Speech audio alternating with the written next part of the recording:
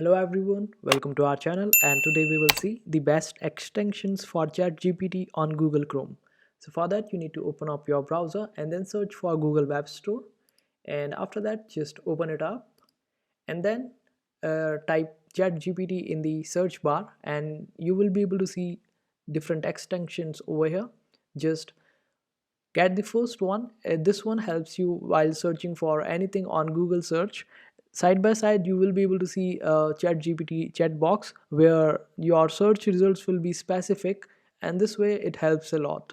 And the second extension helps us get on any website. Suppose you are on LinkedIn and you want to reply something to a post, then you can ask this AI to write a reply for you, and this is how it gets handy to you, and you can use it on different websites. And the third one, which is tactic, it basically helps you transcribe in real time. Basically it helps you take all the notes.